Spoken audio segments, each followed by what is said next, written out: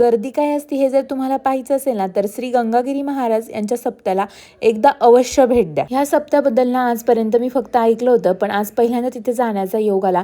तर आज आम्ही निघालो होतो श्री गंगागिरी महाराज यांच्या अखंड हरिनाम सप्ताह. हा महाराष्ट्रातील सर्वात मोठा हरिनाम सप्तांपैकी एक असून ना, ह्या सोहळ्याची गिनीज बुकमध्ये पण नोंद झालेली आहे आणि तिथे गेल्यानंतर कळतं की खरंच किती भव्य दिव्य हा सोहळा आहे. खरं सांगायचं तर ना, आम्ही तिथे पोहोचण्याच्या आधीपासूनच ना गर्दीला सुरुवात झाली होती.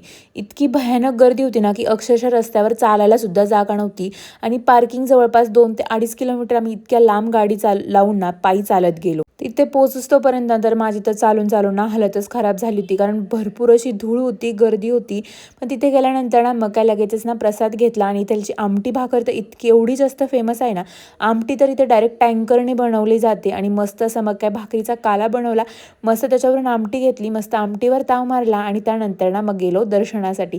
तर सगळ्यात पहिलं ना आम्ही घोड्यांचं रिंगण बघितलं ते आणि त्यानंतर ना आम्ही दर्शनासाठी गेलो, दर्शन वगैरे घेतलं आणि तिथे ना कृषी प्रदर्शन पण होतं. पण हे सगळं बघता ना अक्षरशः मी इतकी थकून गेले होते ना, त्याच्यामुळे आम्ही कृषी प्रदर्शन काही बघितलं नाही. आणि त्यानंतर ना तिथे भरपूर अशा छान अशा लाकडाच्या वस्तू पण होत्या आणि मला बऱ्याच दिवसापासून ना हा पोळपाट घ्यायचा होता, तो पण मी घेऊन टाकला. आणि तर तुम्ही पण ह्या सप्त्याला जाऊन आला का, मला कमेंटमध्ये नक्की सांगा. Thanks for watching and bye. Follow me.